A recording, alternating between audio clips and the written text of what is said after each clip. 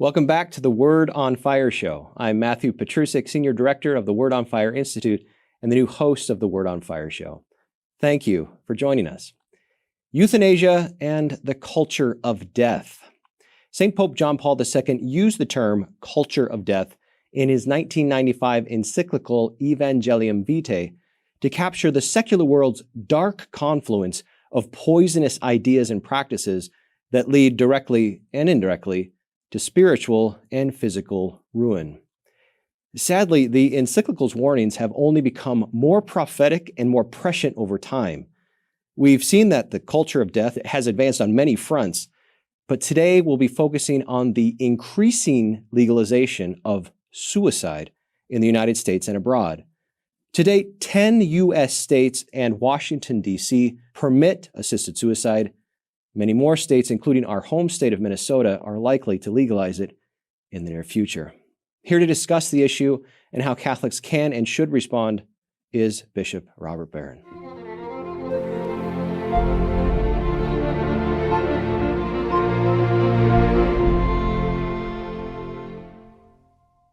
Well, Bishop, welcome back to the studio. Today we're talking about euthanasia and the culture of death, a rather dark topic. But before we get into it, what have you been up to recently? I heard that you recently did the rite of election. The rite of election, which is a great thing I've done now for the past 8 years as a bishop. It's when candidates and catechumens preparing for either baptism or full initiation of the church gather usually on the first Sunday of Lent. And it's a lovely ceremony, really. And they come up and they sign their names in the book, then I sign the name. And it's kind of enrolling them now into this final stage of the process. And so I went to one of our beautiful churches down in Austin, Minnesota, and folks came from all across the diocese. So I always enjoy that. And then that night, I left from that to go way up to the Twin Cities to a retreat center, actually just a little bit east on the Mississippi, and had a retreat with my priests. So every couple of years up here, they do that. So I spent 3 really nice days with the priests of Winona, Rochester, and we listened to talks and we attended the liturgy and just had a lot of good fellowship together. So it was good. Let's always remember that there are beautiful things happening all the time like that as we transition into talking about it today's topic. Things are not all dark, right? Yeah. So you recently wrote an article in Evangelization Culture Online entitled "It's Not Your Life, It's Not Your Death, and It's Not Your Choice." Mm-hmm. And you wrote in response to a new law that, if passed, it hasn't been passed yet, but if passed, would legalize assisted suicide right here in our home state of Minnesota. Yeah. Now, as the filming of it hasn't passed yet, but it's likely to, unless there's some significant resistance. Now, one of the challenges that we face, and your article touches on this, is at the terminological level, the words that are used in the nature of the debate. So, as you know, the Minnesota bill is called the End of Life Option Act, but other examples include death with dignity, voluntary assisted dying, physician-assisted suicide, and even borrowed from the abortion movement, my body, my choice. So the first question to address here is, what role has euphemism really played in this debate? A lot. And all those suggest the primacy of, freedom and choice in our culture has become almost like a fetish. I took my article from a billboard that I saw in California many years ago. I was out there, and same thing, this euthanasia bill was being considered. And the billboard simply had, my life, my death, my choice. And it was meant to appeal euphemistically to this very reality. What struck me was how antipathetic that is to Paul, right? Whether you live or you die, you are the Lord's.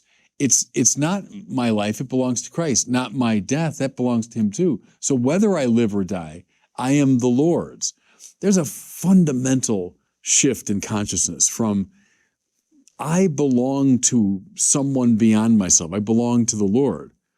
My life does, my death does. It's not my choice. But then the modern, you're at this watershed, the modern view is just the opposite. No, choice is absolutely preeminent. My life belongs to me. My death belongs to me, and it's up to me to choose. That's where the battle is really joined. It's a philosophical battle. So we can talk about the particular issues, but it's a basic philosophical dispute between, do you belong to someone higher and beyond yourself, or are you utterly in your own possession? And we fetishize choice in our society. So pro-choice we associate with abortion, but that's a way of naming our whole culture. Yeah. You know, in a secular way, we have a pro-choice culture. Hey, as long as I chose it, that's okay. You can choose what you want. I'll choose what I want. But see, with that kind of relativism, any cohesion to the society breaks down. And in fact, the door is open to profound moral evil. When you say, in the first place is choice. Well, why not I choose to kill you? I choose to eliminate you. I choose you're in my way. You know, unless we're anchored in objective value, we are inviting moral chaos. That's right. Now we're going to get deeper into the philosophical underpinnings of both the pro-euthanasia movement and the Catholic response. But sticking on this rhetorical point, just briefly, how should we describe the act of what they're calling assisted suicide or physician-assisted suicide? What's a good rhetorical strategy? How about the taking of an innocent life? Something that's intrinsically evil. Go back to our last conversation. When you lose that category, you're at sea morally. So if you name it for what it is, like, you know, abortion, the taking of an innocent human life. Euthanasia, the taking of an innocent human life, I think is a far more descriptive term. And it's predicated upon this assumption of the intrinsically evil act. No matter how grim things have become, no matter how bad you feel, no matter what the good consequences might be, that act is in itself evil. And when the society loses sight of that, we're in serious trouble. So I would use that straightforward language of the taking of an innocent life. So turning now to the components of the philosophical debate, Yeah. Pro-euthanasia advocates often appeal to two different principles. They mash them together, but they're actually two different principles to justify their position, the legalization of euthanasia. One is autonomy over one's own life and body, Right. and the other is compassion in the response to suffering. So before we dig in more deeply into each one of these and how they might be related to each other, what do you think these advocates have in mind when they're using autonomy and when they're using compassion? Yeah, autonomy is the supreme modern value. Autonomos, I'm my own law. I decide. I'm opposed to any form of heteronomy, a nomos that comes from outside of me. I'm the Lord of my own life. So I was saying that distinction between the California billboard and Paul to the Romans, that's the fundamental distinction. But see, autonomy is not the great Christian value. You might put it this way, for a Christian, theonomy is the value. So not heteronomy, meaning like, now you boss me around. This other person has control over me. That's heteronomy. Theonomy is, no, God, theos, is the nomos of my life. God is the law of my life. If I say that, well, I become truly free because God is the supreme good. And if God becomes the law of my life, then my life is ordered toward the good. And that's freeing for me. That's liberating. That's the key to the happy life, right? So it's not autonomy that we hold up, but theonomy. But see, we've been cowed, though, in our culture. We Christians, we're cowed into privacy. So we can whisper that value among ourselves. No, we should proclaim it from the rooftops. That's the value that truly liberates us, not autonomy, but theonomy. Compassion, to suffer with, is what the word means, compatior. Fair enough. I mean, sure, someone that's suffering either physically, psychologically, spiritually, yeah, I have compassion with that person. But press it. If I want to love that person, right, and that's the great Christian value. Love means to will the good of the other. It doesn't mean simply I'm emotionally identifying with you, or I'm sympathizing. That's what that means. I have the same feeling as you do. Fine, but the value is love. Love means willing the good of the other.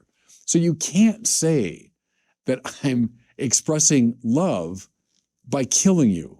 I can't take your life, take an innocent life, and say it's an expression of love.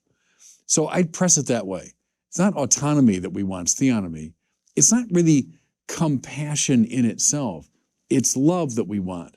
Those are the Christian values. In our contemporary culture, one of the issues is we've sort of lost our historical memory, and that includes the history of the development of ideas. Could you speak a little bit about the genealogy of the idea of autonomy and how really recent it is in terms of its both birth and now influence? Yeah, I mean, you want to go really deep with it. I think it comes from a misconstrual of the nature of God.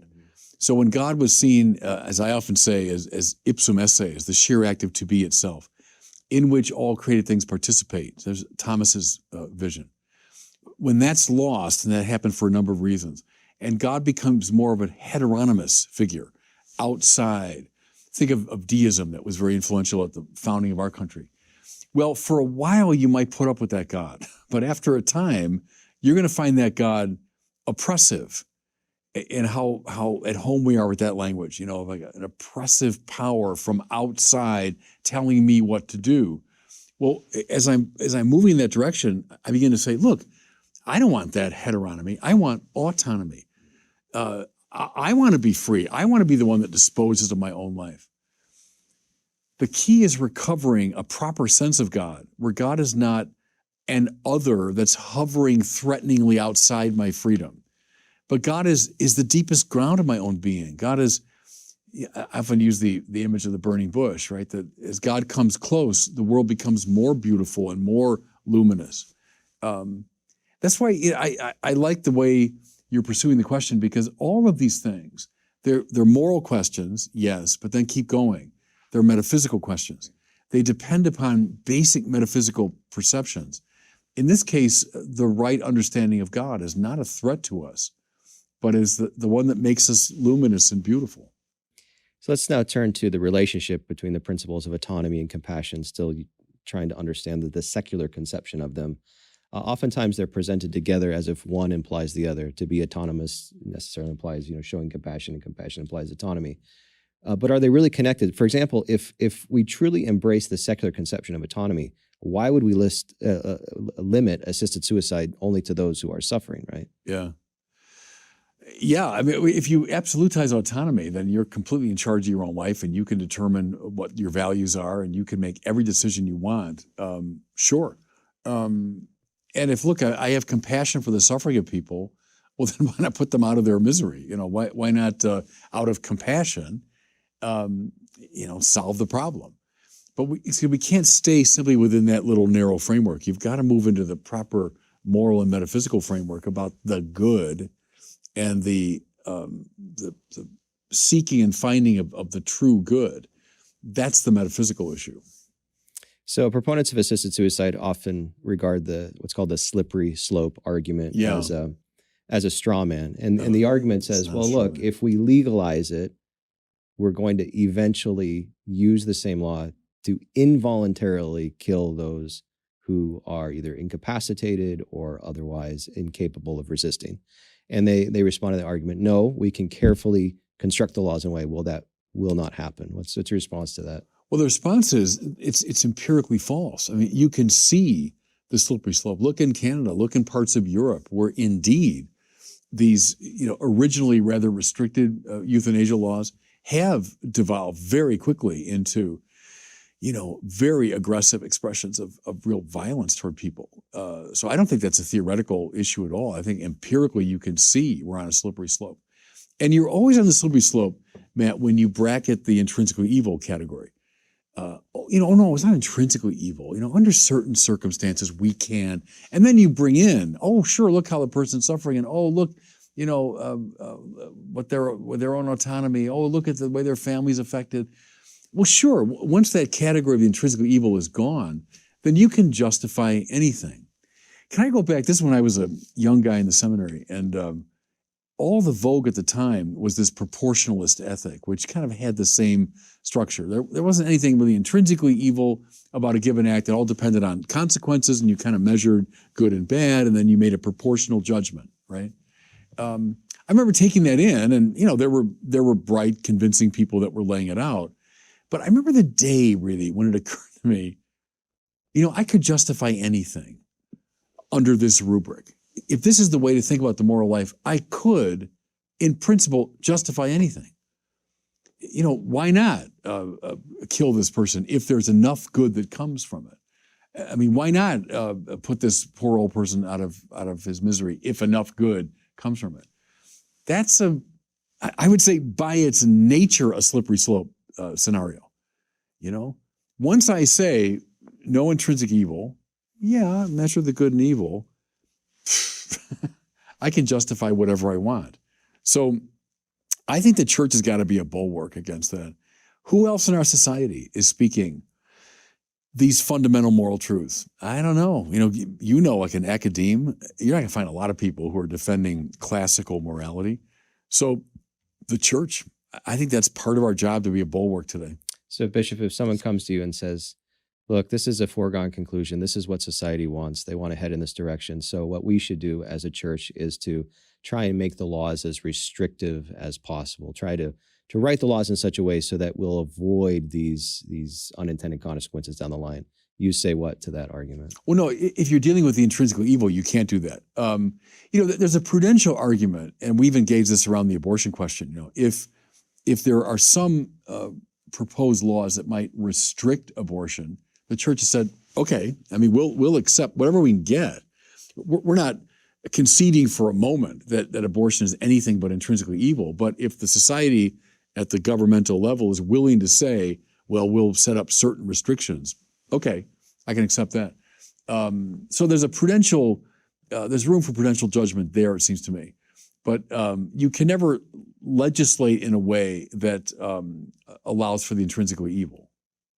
So another argument that pro-euthanasia advocates use is that when we're arguing from the Catholic standpoint, what we're really doing here is we're taking our irrational, preferential religious beliefs and imposing them on others. Is that a fair portrayal of the Catholic position? No, and one of the great virtues of the Catholic intellectual tradition is that we embrace the natural law. And go back to John Courtney Murray and many others in the 20th century that saw that as a very promising way forward for American Catholics, is that we have a way of talking about the moral life that is not, it's indeed grounded in the Bible, that's true, but it's not reducible to the Bible. It can appeal more widely to any person of good mind and goodwill. It appeals to principles that any reasonable person should be able to accept. And so when we make our arguments, let's say about abortion, euthanasia, et cetera, we don't tend to go back to biblical examples. We don't say, well, the church teaches. We tend to rely upon these natural law principles. At the same time, I think it's okay to make explicit reference to the Bible. That is the ultimate ground of our ideas about the world and about morality. So I think, sure, appeal them, and if it works, great. If that will work in a public context, great. But we do have this natural law tradition. And look, imposition. Every law is imposing something on people. If I say, let's have a law that you can only drive, 65 miles an hour, well, I'm imposing ultimately a moral vision on everybody, right? Why do you limit the speed? Well, so it makes the world safer and it'll save lives, right? That's a moral vision imposed through legislation. Well, all legislation, whether it's tax law, traffic laws, laws against homicide, et cetera, they all have a moral basis. They're all, at the end of the day, imposing a moral vision on people. So to me, it's a kind of a canard. It's a red herring to pull out the I'm imposing things. So I would take those two tacks in responding to that. So this would apply more to the internal debate of the prudential level of how to address these societal problems, including euthanasia and abortion. What do you say to those who perhaps in like the tradition of Stanley Hauerwas would say things like, we just need to stay away from the natural law arguments. They haven't worked. They're unintelligible. They're ultimately philosophically unsuccessful. So let's only rely on the biblical witness. Yeah, and I've always liked Hauerwas and find some of that compelling. Man, my bottom line is whatever works. I have kind of a Jamesian side, I suppose, like a pragmatist side, like whatever works. If a natural law argument is persuasive in the public forum, and that's supposed to be its virtue. Now, Hauerwas and company would say, look, they haven't been very persuasive in the public forum. I get that. But I would say if they work, great. If the biblical appeal works, great. Hauerwas, in fact, one time appeared before Congress, this is years ago, and it was an abortion, related debate. And they asked him, they said, Professor, could you provide, your argument against abortion? And he said, Christians don't kill their children. And the guy said, well, I understand that, but could you come up with an argument? He goes, no, that's my argument. Christians don't kill their children. So that was not appealing to the natural law but appealing rather boldly and unapologetically to a biblical vision.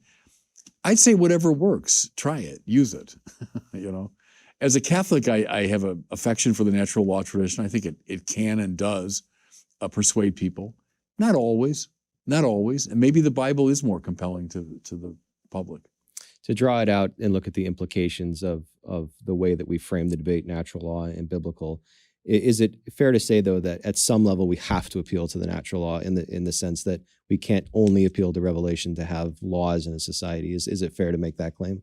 Well, it depends on how you construe it, because I suppose the natural law, I think, does have a relationship to the Bible, that it does find fundamental principles within the Bible. But yeah, I mean, you could say within a pluralist society, it's the only kind of reasonable appeal you can make, an appeal to, universal principles of reason and so on. So it's probably, the more effective route. There's also a libertarian critique that goes something like this, the libertarian critique of the Catholic position that says something like, well, assisted suicide may indeed be morally wrong, but it's not the state's job to get involved in moral disputes. So if you don't want to participate in assisted suicide, then don't, but let other people make their own choices. How do we respond to that argument? Well, again, I go back to the purpose of law. There's always a moral purpose. And to that degree, the state's always involved in moral issues. And if you want, imposing morality on people. Why is the state involved in saying you can't murder people? Why is the state involved in saying you can't steal? Why is the state involved in saying you can't rape people? So, I think that's a exaggerated point of view. I get the libertarian, impulse behind it, but every law is imposing some kind of moral vision. So that's why, in that way, again, the Hauerwas side, you might say, well, look, you've got your moral framework, I got my moral framework. Let's have a debate in the public and see who wins. Let's bring our competing moral visions out in public and see who can out-narrate the other. So a libertarian may even be sympathetic to that position, but say, okay, but what's the limiting principle within Catholic thought that says, well, here that the state does grant you freedom in these realms, and the state should not be involved in these realms? Well, that goes back to Aquinas, where Thomas will say not everything that's morally wrong should be illegal. So famously, Aquinas says that there should be a sector of the city where prostitution, that people understand what's going on there and so on, and we know that's what people are going there for, et cetera. But not everything that's immoral, and clearly he thought that was immoral, should be illegal. Now the reason is sometimes making those things illegal produces far more problems and makes the situation more morally complicated. So should the church, in its full range of sexual teaching, should that be legally imposed? I would say no, for the same reason. It would cause, more moral problems. So that's a subtle point, but an important one. Yes, indeed, law is informed by morality, but not everything that's immoral should be illegal. And within that framework, what's a stable principle for determining immoral but legal, immoral, illegal? Yeah, there probably isn't, a super clear principle except the one I articulated following Thomas, that in some cases making an immoral thing illegal causes more trouble in the society. It leads to greater division or greater, confusion, et cetera. So that's probably the best you can do in terms of a prudential principle. Is it just as fair to say that intrinsically evil acts should always be illegal? No, because again, look at the full range of Catholic sexual teaching. Would you make every part of that? We would recognize a number of that as intrinsically evil, but we wouldn't want laws against them necessarily. I think this shows just how versatile and how nuanced the Catholic intellectual tradition is on these moral matters. Yes, because it's a very old tradition and a very careful one. And someone like Aquinas, who represents a subtle view in whatever he says. But Paul VI said that, the church is an expert in humanity. And I've always liked that. I've savored that formulation. Given our 2,000-year history and great theoreticians, but also great pastoral people, at the practical level of hearing confessions and so on, it's made the church an expert in humanity. And so we kind of have a feel for how these things should work. So to wrap things up, we've been responding to the deficiency of the pro-euthanasia position. But how can we state the Catholic view positively, including how we would give a particular response to those who perhaps do have a terminal illness right now, those who are in states where they have the active choice that they could make right now? What do we tell them? That they're loved by God and that life is beautiful and that they have dignity and that so their life should never be directly attacked. But also to emphasize that clinging to life in this world is not an absolute value. So the acceptance of death as a natural part of life, that's also a good thing. And so those who are opposed to euthanasia are not saying, by any and all means, cling to life. So the church talks about, ordinary and extraordinary means, for example, that we're not obligated to take any possible means to save our biological life. No, at a certain point, you can let go and allow yourself to die or allow another to die. We use that language. So we're not taking such an absolutist position that we're just trying to cling desperately to life in this world. We honor life, the dignity of life. You can't actively take it. But there's also, the legitimacy in accepting death, allowing someone to die. I think that's part of the nuance of the Catholic view. And to those who say the church just doesn't understand how much I'm suffering or how much my loved one is suffering, how do we respond to that? I think of all the people within the church who care for those who are dying. And, thank God for hospice programs, and thank God, too, for the medical means we have now to alleviate, most forms of physical suffering as people approach death. The appeal to the horrific suffering people have. Yes, indeed, sometimes that still is the case. But most of the time now, we have the medical means to deal with that.